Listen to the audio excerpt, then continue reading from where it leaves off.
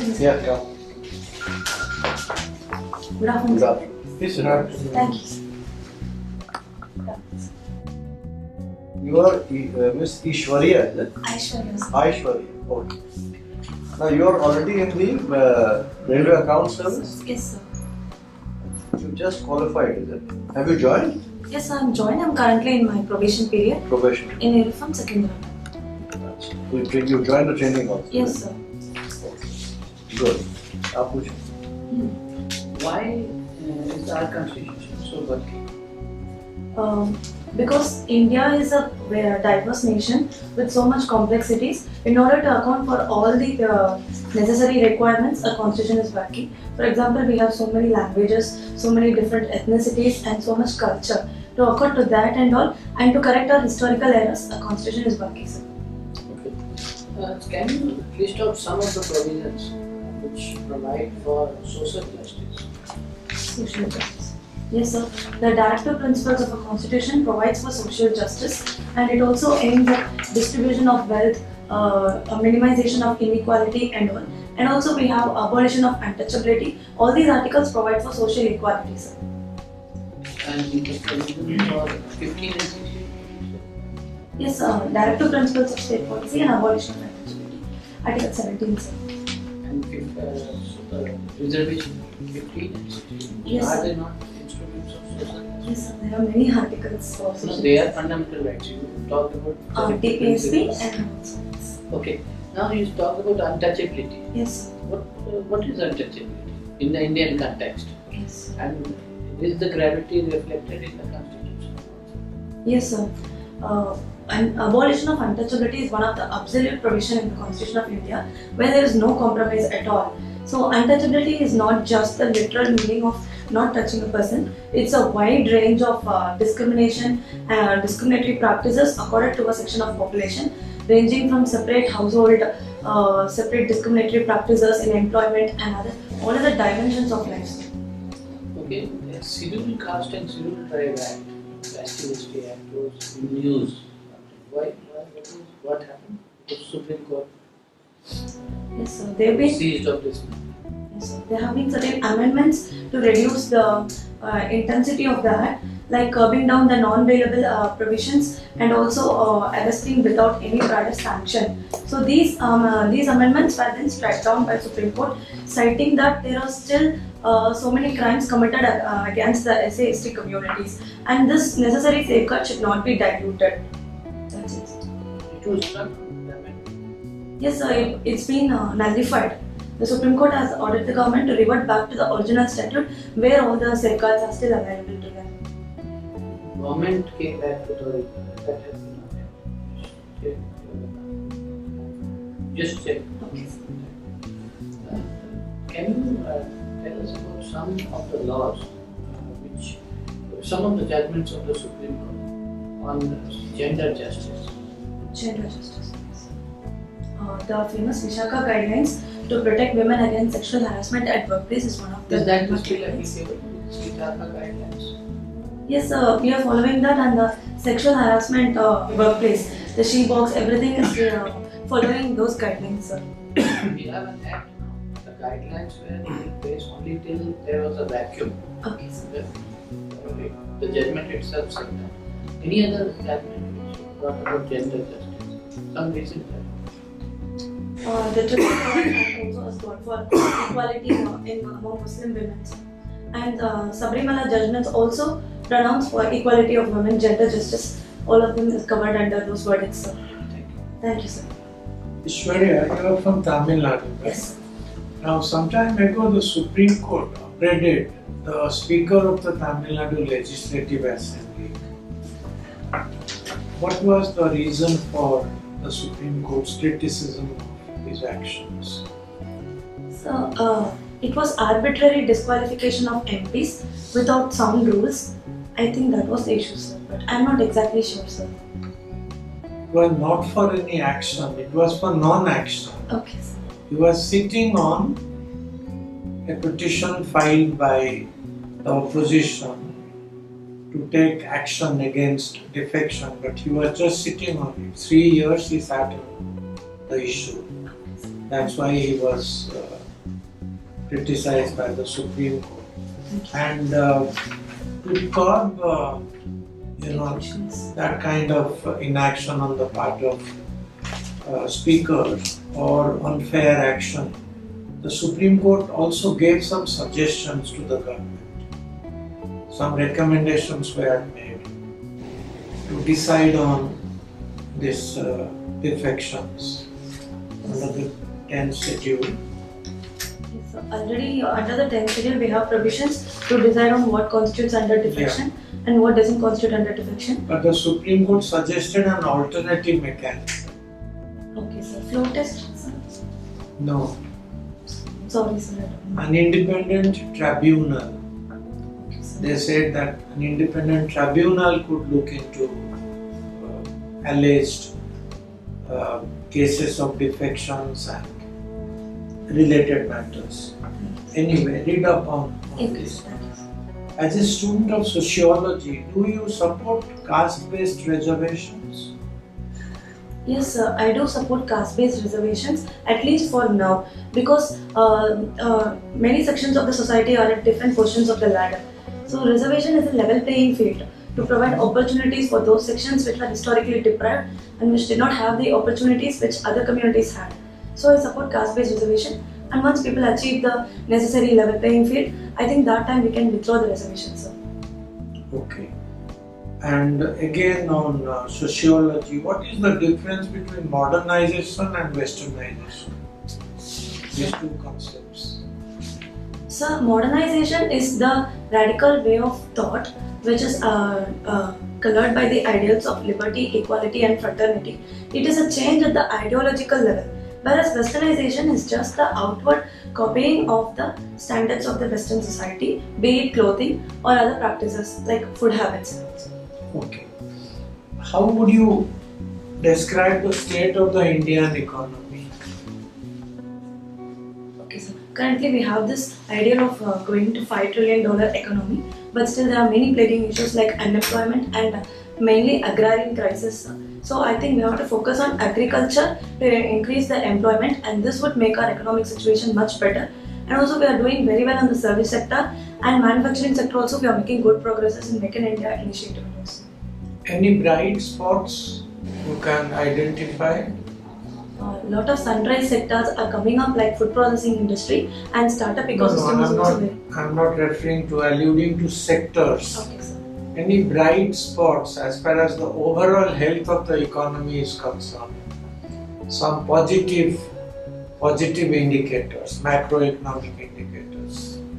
So the ease of doing business has improved very well, and also the standard of living has also improved considerably. Literacy rate has also improved, sir, to 69%. That's a debatable question. Improvement in the literacy rate, yes, it's indirectly linked to economic progress, but my question was different. Anyway, we have a very healthy forex reserve. That is one of the positive indicators. The inflation is under control, right? Okay, sir. And our trade deficit has also shrunk now because of the slump in oil prices. That has helped. So these are some of the positive indicators. Last question. Have you been following the developments in UP? Recently there was a High Court order which nullified some action taken by the government of UP in naming and shaming anti-CAA rioters. Yes, sir. Right? Then the UP government came to the Supreme Court. What was the decision of the Supreme Court? Sir, I know the issue till the naming and shaming should not be done, and it's against the fundamental right to life under Article 21. I'm not sure. Not to life, Dignity. to privacy. Okay. Privacy. Okay, sir. And the Supreme Court refused to stay the High Court's order, and it has referred the matter to a larger constitution bench. But following that, the UP government has come up with something. Sorry, sir. No? They are planning to promulgate an ordinance by virtue of which they will recover damages or properties which have been destroyed during the riots. Okay, sir. Thank you. Thank you, sir. Ishwarya, Yes, sir. you have been staying in Hyderabad for how long? 1.5 months till now, sir. 1.5 months only. Yes, sir. Have you seen any of these places of tourist importance? Not yet, sir. Before that, we were in Baroda, the National Academy of Indian Railways, and we currently were posted to our CTI, which is. You have heard about some very important places. Yes, sir. We have to Ramoji Film City. I heard about that place, sir.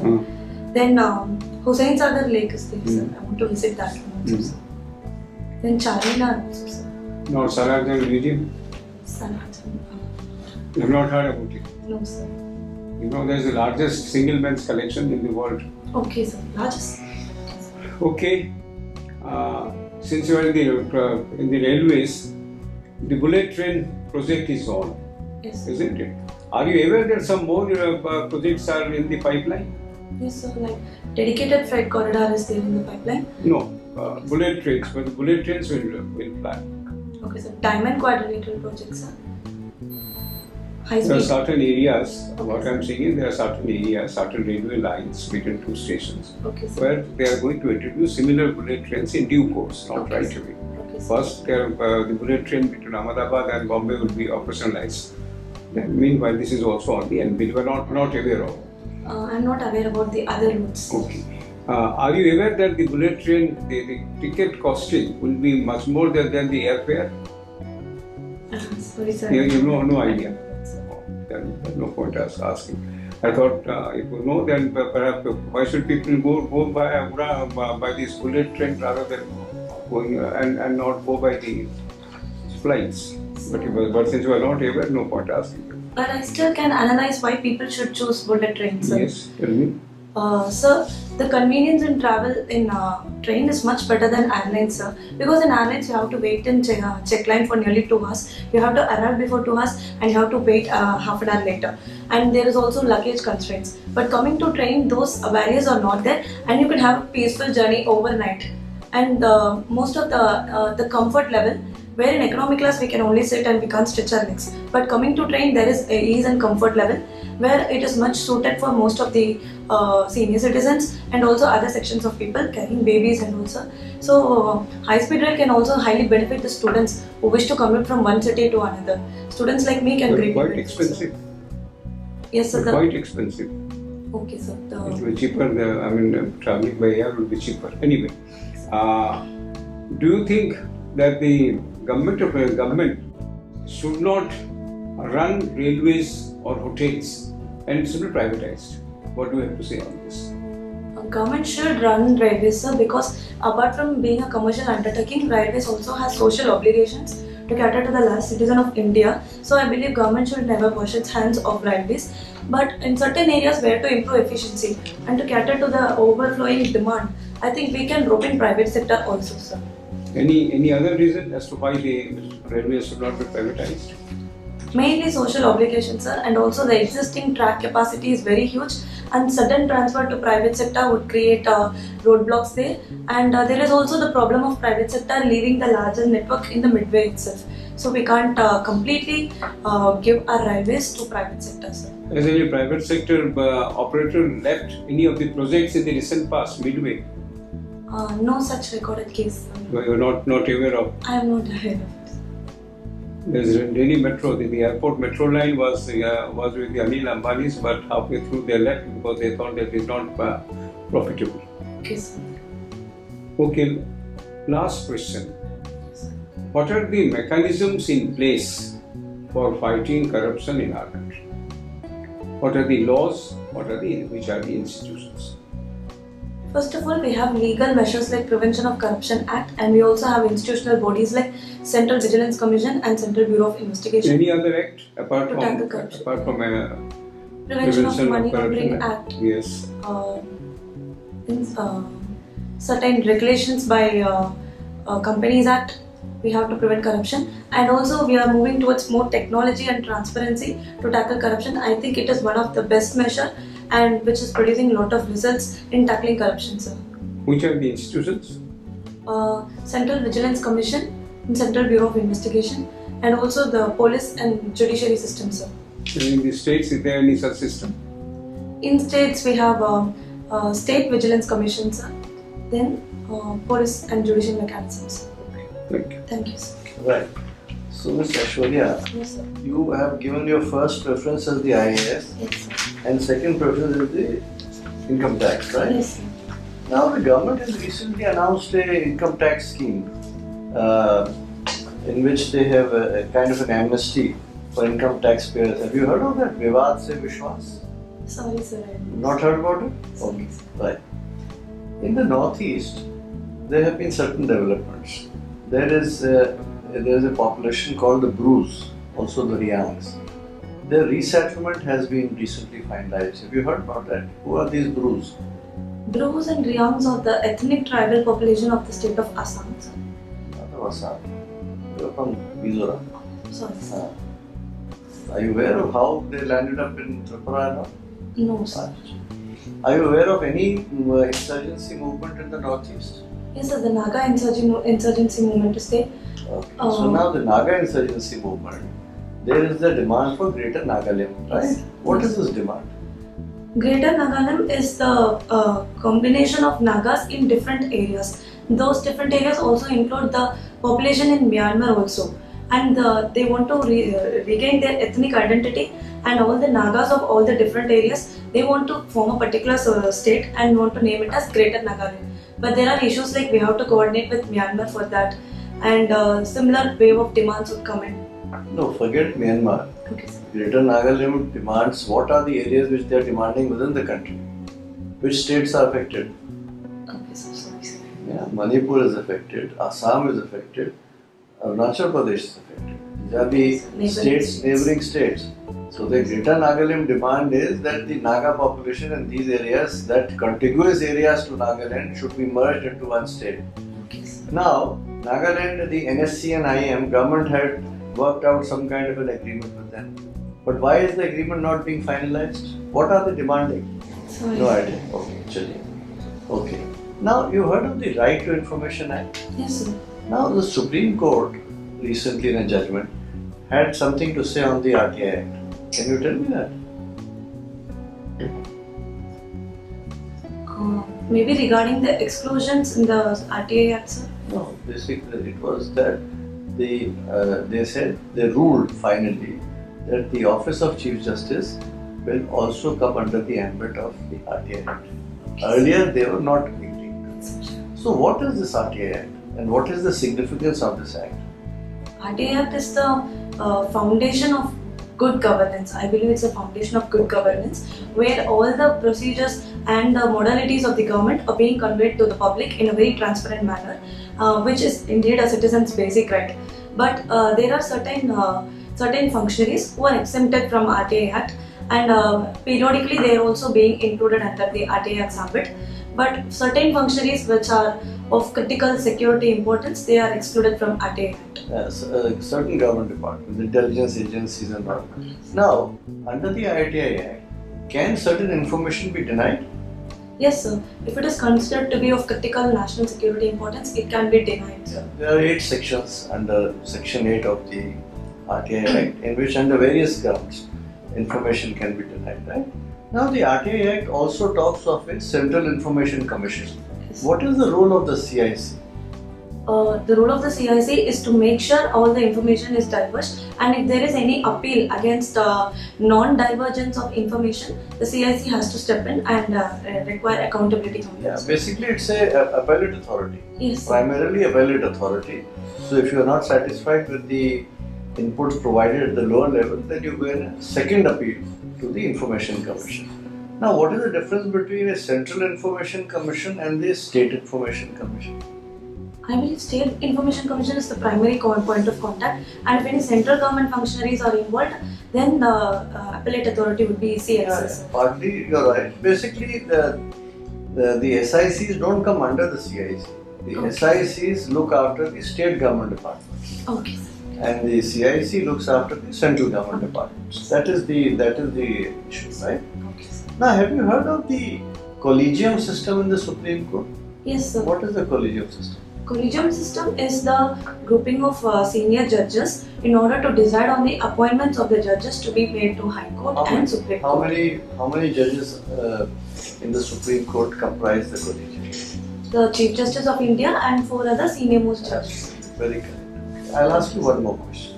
Supreme Court had recently given a judgment on reservations in promotions. It was an appeal which came from the Uttarakhand High Court. Are you aware of this? Yes, sir. Tell me. Reservations in promotions for SC and ST candidates, and it is mainly because of their skewed representation at the top levels. So reservation is given, and many raise issues that reservations should be only at the initial level, and after that the discrimination part is mostly over, and reservations in promotions shouldn't be done. But a certain amount of representation is necessary at the promotions. No, but what did the Supreme Court say? What did the Supreme Court say in this case? Sorry, sir. It held that reservation in promotions is not a fundamental right. Okay. It's only an enabling clause, right? Okay, sir. Okay. So now we end your interview. Thank I'll you. give you a feedback, right? Yes, sir. How do you think you've done? Average, sir. No, you've done well. That's funny. You already have a class 1 service in your belt. Okay. Now you see, as you would have faced in your earlier interview, some questions will come from your dad. Okay, sir. And other questions can be from current events. So what we would suggest is, you don't have much time now. Go through the CD which you will be given after this interview. A large number of questions are asked. Just see where you did not have complete information and brush up on those. Yes, sir. See? Other thing is that you have your optional subject as sociology. So you can expect something from there. My colleague asked you certain questions. You belong to Tamil Nadu. Tamil Nadu is your home state. So what are the issues in the state? What is the general development of the state? What is the human development index of the state? These kind of things. Okay, sir. You will certainly be asked as to why from railway account service you want to shift to the IRS, income tax and customs and excise and all. So you can always give that you're more would like to. IAS is understandable because you can say that this is the highest civil services and it would give me great pleasure to be a member of this contribute. Yeah, that you can say. And in any case, the government gives you an option, and you've chosen your preference, right? The railways has also undergone a lot of this reorganization, Yes, sir. right? Merger of services. Merger of services and all. That is also an issue which is so be aware of that. Yes. It is there. Why did the government do this? It was based on a committee's report. Do you think it's a good system? Because the opponents of the system are saying that railways has certain technical services, and it's not something which journalists can do. So, but in any case, the government has taken a decision. Be aware of the background to that. Now you have mentioned, you worked in the NSS. What is the significance of NSS? What do you learn out of NSS? You watch West Asian dramas. Asian dramas. So what kind of plays do you watch? What kind of movies do you watch? Gardening, sketching, table tennis. They can ask you questions. Table tennis will be familiar with things like which are the international events, what is India standing, who are the top players of India, women and men. That kind of thing you should be aware of. Okay. Otherwise you're doing very well. Thank you, sir. You're confident. So just brush up on current events and little bit on the budget also, the highlights of the budget and what's happening around the country. Which paper are you reading? The Hindus. The Hindu के साथ एक और ले लीजिए ना, कोई Times of India या Indian Express या कोई. Because see, Hindu is very good in analysis, but small snippets of information. Okay, Donald Trump had come here, a joint statement had been signed. उसमें what are the highlights there? What did they talk of terrorism in there? See, there is a reference to Pakistan which is made there. थोड़ा सा इसको भी देखिए. Okay, ठीक है? okay, sir. Otherwise you're doing well. Thank you, sir. All the best. All the best.